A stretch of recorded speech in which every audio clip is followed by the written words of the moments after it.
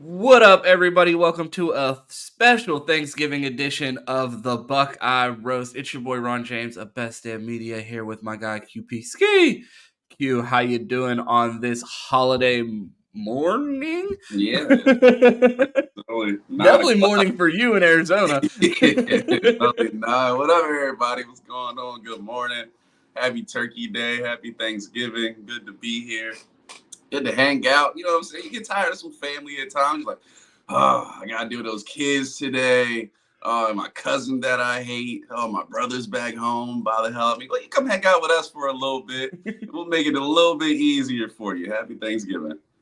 Absolutely. They said no days off during hate week, man. We've been we've been busy. We've had a lot going on. We've been playing some replays on the Buckeye roast recently, so we knew we had to bring you content every day this week for hate week. No days off. This is the biggest week of the year. This is what we do it for, to get here for this game. It all comes down to this. I mean, this is the first step on their goals list. They talk about their goals every year: beat the team up north, win the Big Ten, and win the Natty. And we are finally here at our first big test as far as our goals. So, man, get out of here, Scotty. Every time I look over, like I'm like talking and I'll glance at this chat and it'll just be so something off the wall that it just completely grinds this to a halt because I'm like, who just said that? Why are they saying that? And I'm like, oh, it's Scotty. Happy Thanksgiving to Scotty and everybody in our chat, man. Shout out to everyone that's here. Tyler,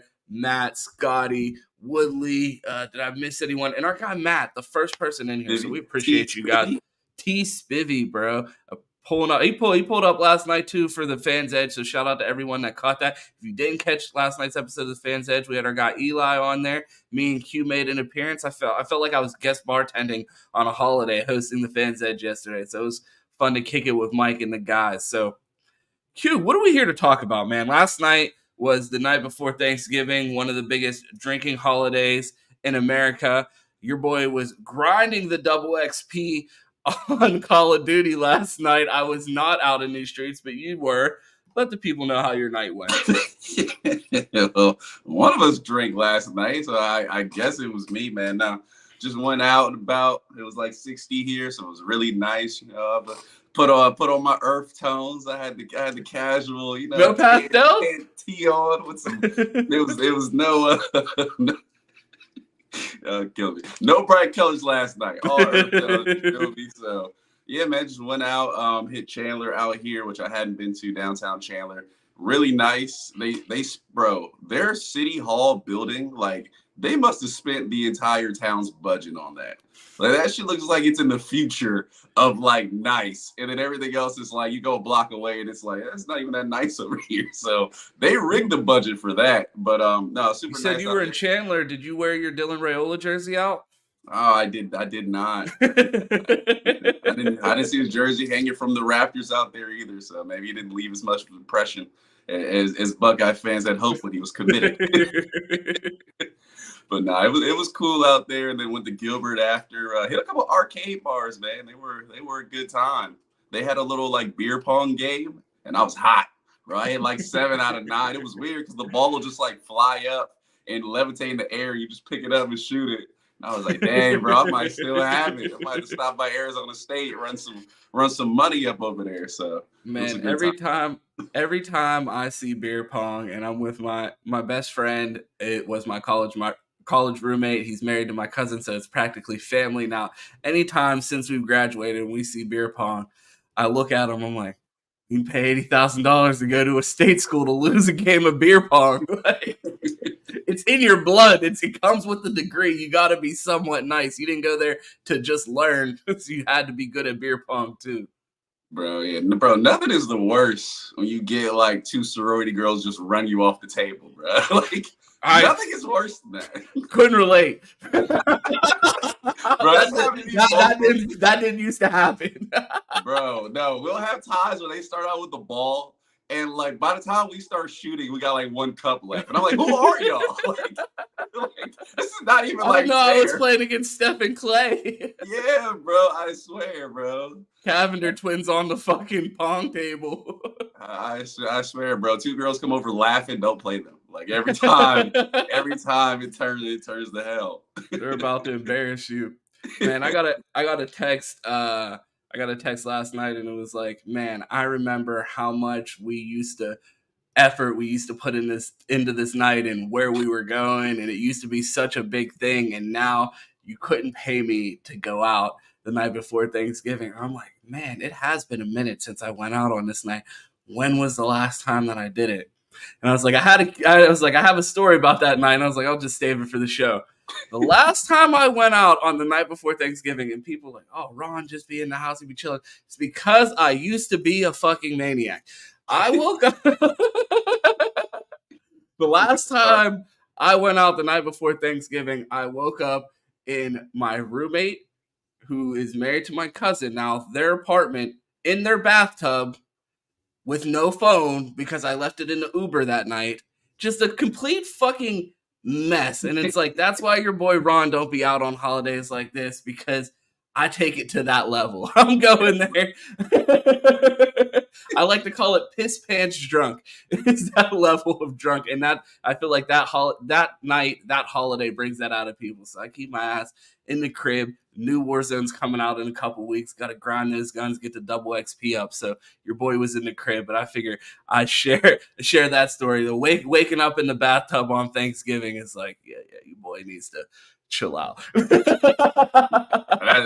That's a different level than I go to, bro. I mean, only on my birthdays have I been like that. But I was with me on one of them, bro. I think the best pregame in VCU history out there, bro. It was like the next day they were like, "Yo, like who's that girl at the volleyball team?" I'm like, "Damn, the volleyball team was here. That was a banger, bro." I don't know because I don't remember the party. But that's the only time it ever goes to that level. For that, I hit a spot and I just chill from there. Well, I feel like I'm now at the age where like I get 48-hour hangovers. Like I'm that level of wash. Like I go out and drink like that. Like I wake up in a bathtub, bro. I'm calling off until Wednesday now. 48 hours is crazy. Back then, I wake up in a bathtub. I'm grabbing a Gatorade and I'm rolling for the day. Like I'm ready to go. Bro. Yeah, bro. I get it takes me out for about a day. After a day, I'm back at it. Yeah, about man. 12 hours. But yeah, man, definitely no hangovers here today. Q was out driving last night, so this boy wasn't drinking. So definitely a change of pace as far as the Thanksgiving mornings from years past. But we are here to talk some Buckeye football. We did the rushing game preview earlier in the week. We are going to talk about the pass game today. I want to set the stage. All offseason, people talked about, we don't know who our quarterback is. You guys can't even talk shit. And I even said, I won't give you a prediction for the game. I don't even know who the fuck my quarterback is. But there is one thing I can tell you about my quarterback. He will throw for more fucking touchdowns than yours. And he did exactly that this year. When we look at the stats, Kyle McCord, 700. Oh, that is not how many yards he passed for. He passed for 2,899 yards so far this year. 22 touchdowns, 4 interceptions. J.J. McCarthy, 2,335 yards, 18 touchdowns, and 4 interceptions. Kyle McCord with a 4-touchdown lead going into the game, and I think he should be able to hold that lead through the rest of the season. It doesn't look like J.J. McCarthy is going to break the Michigan passing touchdown record, as many Michigan fans promised me he would this year. So, Q, what are your thoughts as far as these quarterback comparisons? All year we've heard that J.J. McCarthy was a Heisman contender. No, he has worse statistics than Kyle McCord, and I have not heard not one person talk about Kyle McCord going to New York, but J.J. McCarthy at one point was the Heisman favorite this year. So what are your thoughts as far as this quarterback matchup? I mean, well, for the most part, JJ looked like it very early in the season. Then we found out about some guy named Connor Stallions, and that shit went to a halt. Like Mike talked about it, no touchdown passes in the last 3 games. Comparing these two and like the Michigan, like I like JJ. I think he has a little gamer to him. He talks shit, like I'm with that. But unfortunately for him, his stats do not favor when it comes to Kyle McCord. I mean, I would compare them pretty much as almost the same dude, with JJ having a little bit more gamer in the run game, but Kyle probably takes a little more risk. JJ plays a little more safe, so I think his completion percentage is better. But it's not a major difference between the two as far as effect on the game. So I expect it to be a wash on Saturday. If not, Kyle gets the edge because I predicted it earlier in the week. So one of the things that even when people compare these two and say, "Oh, it's a wash," I know Michigan fans find that offensive because they think JJ is their great savior, and I do think JJ is a little bit more dynamic with his legs. But the thing that I think benefits Kyle more than anything is the fact that he has Marvin Harrison Jr. He has so many weapons around him, and I think it's not debatable as far as the talent around Kyle versus JJ. I feel like the Buckeyes have a significant advantage there. People were talking about their performances against Penn State, and they looked fairly similar. I don't think either one of them looked great, and I feel like the Buckeyes have a better defense. They're going to challenge JJ. And I think that Penn State might even have a better defense than Michigan. They both have very good defenses. So I think the game is going to look very similar to that Penn State game, but I feel like the difference is going to be the same thing. Can they convert on third down, which I don't think J.J. McCarthy is going to be able to make the throws necessary on third down, and I don't think they're going to be able to get away with running on 3rd and 8 like they have in the past. And also, we have Marvin Harrison Jr., which was the difference maker between Penn State and Ohio State. And when it came down to game-breaking time, it was get the ball to the generational receiver. And Penn State wasn't able to do that, and I don't think Michigan is going to be able to do that on Saturday either. Yeah, and also JJ also benefits from an amazing rushing attack. I mean, we've seen in the past 2 seasons where people are just going to stack the box and try not to let that rushing attack beat them. And even Penn State tried it, and because their defense was on the field so long, the rushing attacks, still beat them. So he does have that benefit of getting one-on-one matchups on the outside a lot. I mean, we've seen that he just hasn't hit him at the rate you would like to later in the season. But yeah, man, I agree with you. I think it'll be very similar. Marvin Harrison Jr. is always the difference maker. Emeka Egbuka come behind him. I expect to step up in the game and have a big impact. So Kyle does have the weapons to do it. I'm very interested. I marked this very early in the season. I said Zone 6 versus that Michigan secondary is finally here. This is another chance for Zone 6 to really be dominant. I mean, I thought they had the chances earlier in the year. I talked about it against Penn State. Marvin Harrison Jr. clearly took that game over. But Zone 6 as a whole, this is a big time challenge for them coming into this game. Yeah, I don't have any over unders really written in the show notes, but I wanted to ask a couple comparisons between the two. Are you leaning either way as far as who throws for more touchdowns, Kyle or JJ on Saturday? I would expect it to be Kyle. I'm surely hoping it's Kyle because JJ throws for more touchdowns. We're in trouble. I would say that 100%.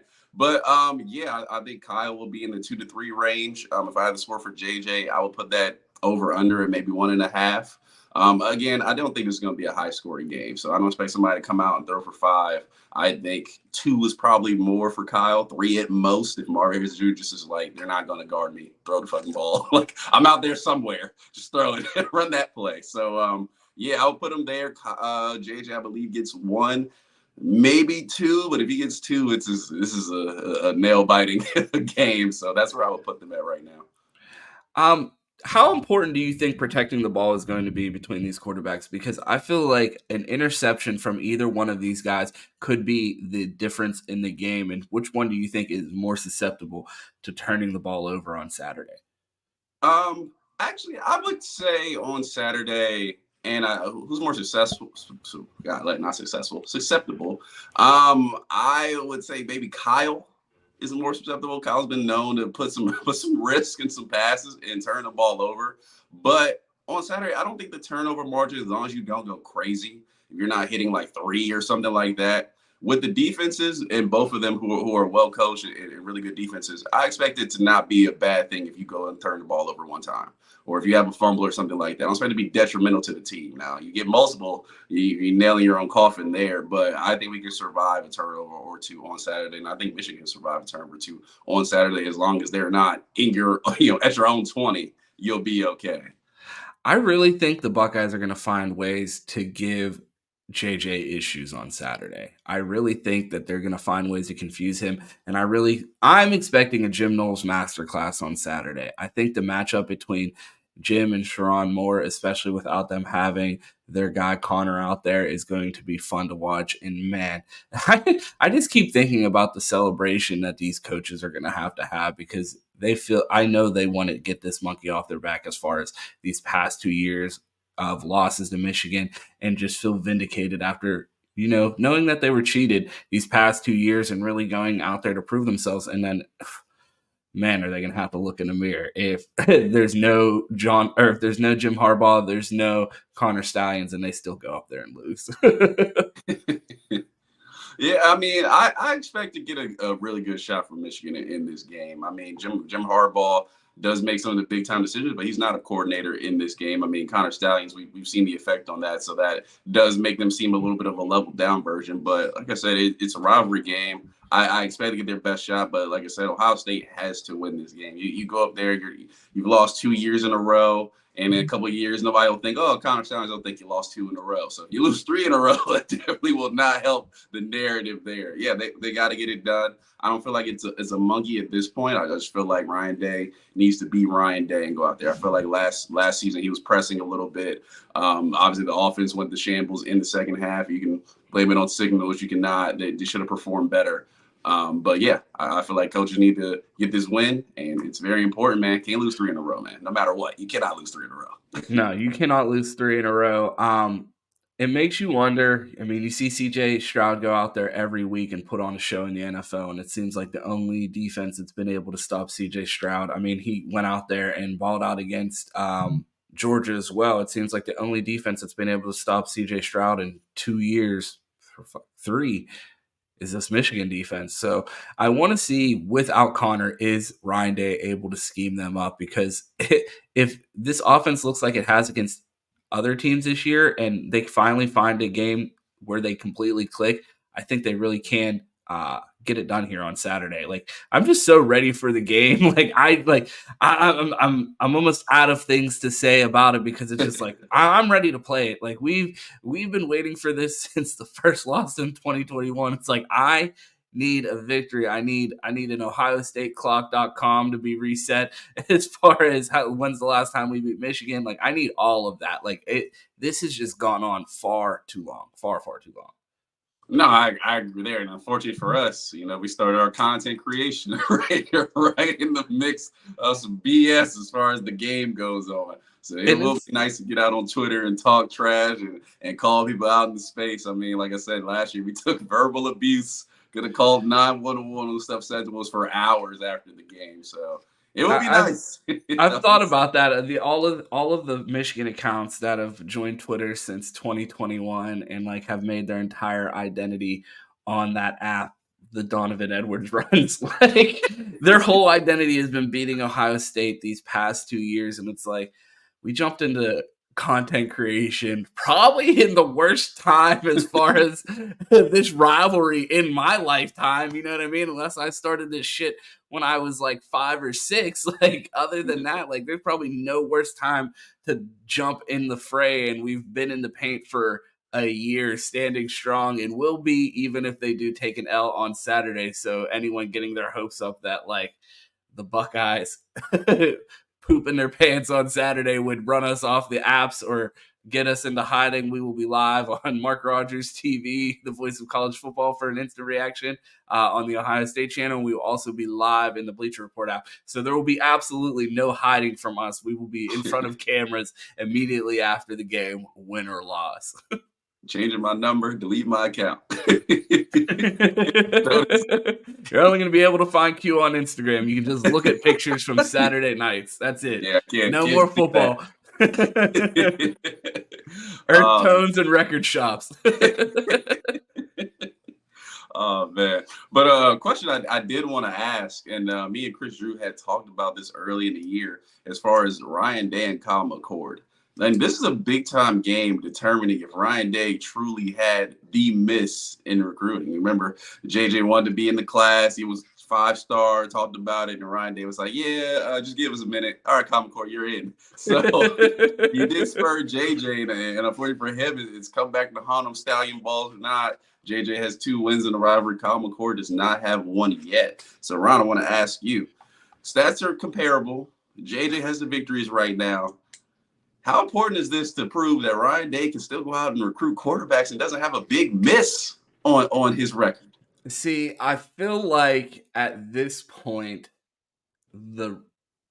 it's been sealed. I feel like it was a mistake, regardless of if Kyle gets the win. We could go out there and Kyle puts up 5 touchdowns. I don't think it's a "I told you so" moment, just because one, I feel like they're comparable draft prospects, even though one of them significantly higher for no good reason. But I feel as someone who's actually watched both of them, I feel like they're comparable as far as if I wanted my NFL franchise taking either one of them, I think we'd be drafting another quarterback regardless if we took either one of them.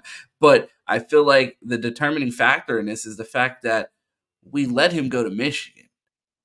If we were to keep him away from Michigan, I feel like we wouldn't have seen these past 2 years, and I feel like they would be in a hole. I mean, they'd still be dealing with the Cade McNamara's of the world, and yeah, he was able to get a win against us, but the JJ kept that thing going, and yeah, I think that was the mistake there, letting a 5-star quarterback end up in Ann Arbor. Regardless of how this plays out, I feel like that might have been a mistake because I don't think there's much of a difference skill wise between the two, and I feel like JJ would perform similarly in this offense and under the development of Ryan Day, especially with all the weapons around him. So, I mean, yeah, they could be battling out for the "I told you so," but I mean, I feel like JJ already got his "I told you so," like he did it last year, a year earlier too. Kyle was sitting on the bench while JJ was out there beating his team. Yeah, no, yeah, I feel that. I mean, obviously, you're looking at this point. It's like, yeah, that was a mistake. That was a miss. I mean, I would love to see JJ under Ryan Day's development with these weapons and see what he can go out and do because he's more dynamic in the run game and he's got an arm. Sometimes he throws it to the wrong team or he just throws, but he does have an arm and he's got talent. So yeah, I'm with you there. I feel like you got to get this to not completely get dominated. And let's not forget, we also have the Donovan Edwards, Travion Henderson. Even though Travion finally has come back, and we're like, all right, we got the guy.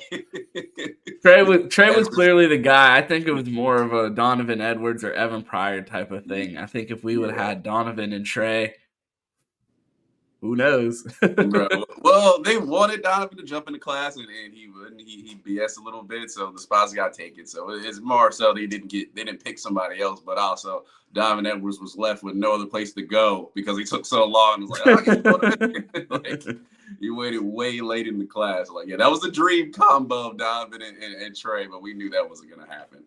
But it's just a fun combo of those two matched up with Trey and Kyle, and let's see who comes out on top. So for moral sake, we got to get this win, man. Those guys, we got to be right.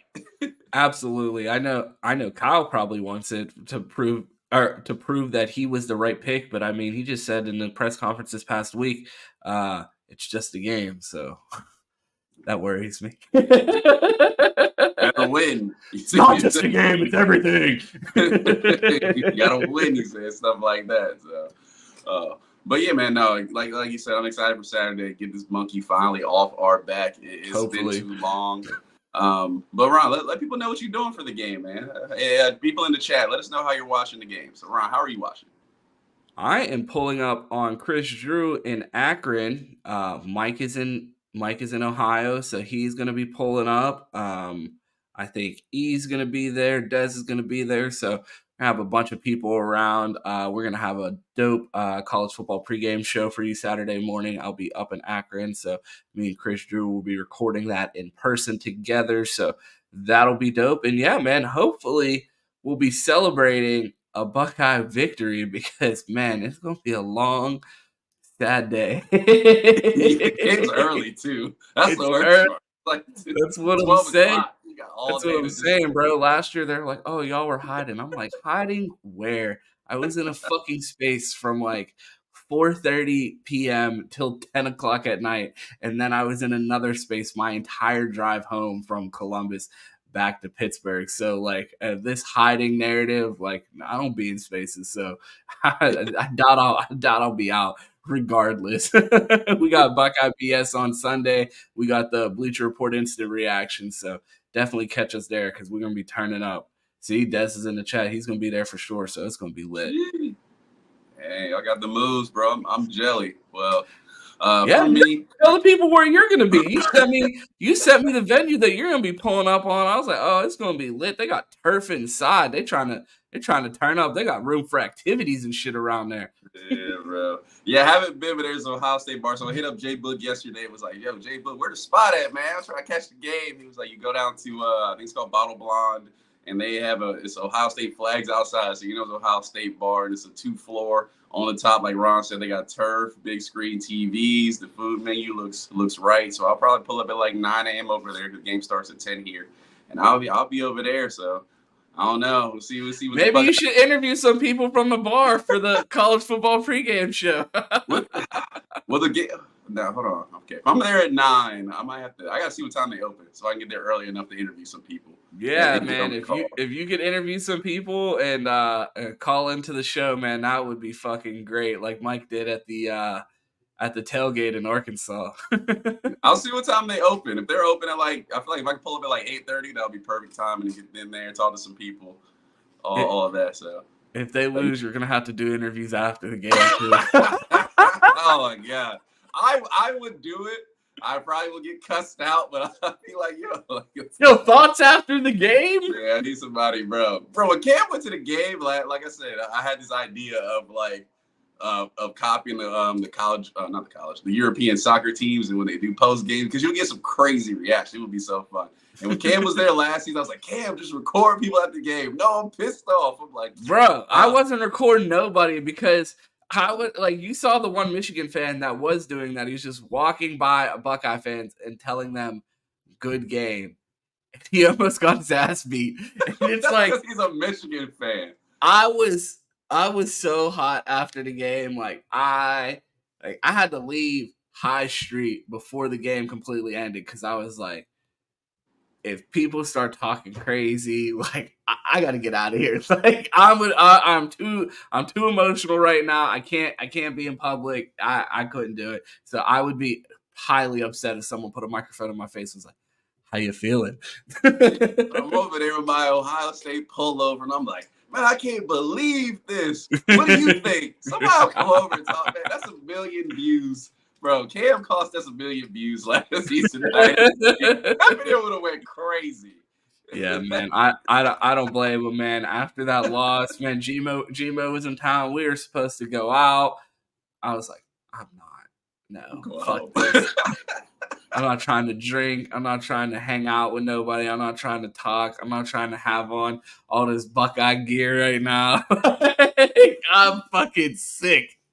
Oh, man, that's too funny. I'm seeing a lot of offensive line talk in the chat. Apparently, offensive line is a factor right there. I've seen we're worried about center, Josh Fryer. So, how are you real quick on this offensive line since the chat's talking about? Let them drive the show a little bit. I mean, I was pretty confident, but then I saw that Kenneth Grant hawk down Katron Allen. I was like, oh, do we got someone to block him? So I am a little interested in how that matchup lines up. I hope that they're able to get the run game established early, and I hope that this offense is able to possess the ball. I think one of the big things about this offense is at least staying on the field for at least 1 or 2 first downs, because we cannot have our defense living on the field. And I feel like if we're able to tire them out, run the ball and possess the ball for a decent amount of time, I think it should neutralize some of the success that they've seen on their defensive line if we are able to tire them out. Yeah, they do go with a decent rotation there, but still, I think keeping them all on the field and not fresh would be helpful. Yeah, I mean, as far as the D tackle goes, I mean, Michigan has statistically the best D tackles in the Big Ten. But yeah, Kenneth, man, talk about takes, man. I had a Kenneth Grant take 3 years ago, man. They hit. He's talking about takes. I was like, let me go find my old tweets. I can't believe I didn't take that dude, bro. 6'4", 350, flying around. I'm like, Larry LJ, what are we doing, man? This is the guy I want. Finally, Tyreek, they took him, and we put those to bed. But Ken again next year was a guy I was like, dang, we got to take that guy. And now look at him. I'm just blown, man. Yeah, I mean, he's definitely blown up, but LJ has changed his ways, so we're starting to get some of the 300-pounders in there, and I know that's your, like, bare minimum. Like, I need you to be 300 pounds at 15 or I'm not interested. Oh, what events do you run in track? 100. No throwers. I need my linemen running the 1 and the 2. 6'4", 350, 4.5 speed. That's what He was like, I need a left guard that returns punts. Yeah, that'd be lit.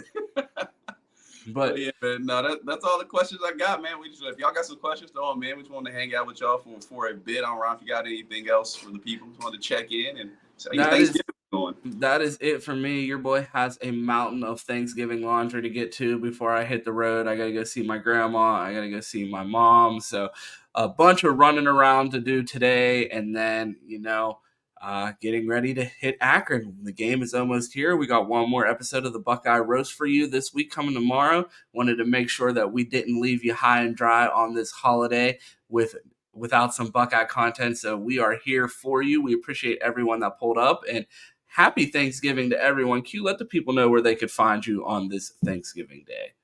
Yeah, well, overtime, happy Thanksgiving to everybody. Enjoy your day. Stay safe. Don't let the family drive you crazy. If you want to find me, I'm City Boy Quentin on Twitter. Not hard to find. Find a Johnson on Instagram. And if you like movies, Minor League Films. So I need some people. Come over. Minor League Films, man. We chase the 200 subs. Help me out over there. Get over there. I'll talk about whatever you want to hear. So that's where you can find me at. If you want to find me, you can find me on Twitter at 2Ts. That's 2_TEES. You can find me here every morning. I'm not even going to give a time anymore. Every morning for the Buckeye Roast. Here on the Best Damn Media YouTube channel, the college football pregame show with me and Chris Drew on Saturday mornings. And, of course, the flagship Buckeye BS at 10 a.m. on Sundays. A happy Thanksgiving to everybody. Go Bucks and OH. Yo.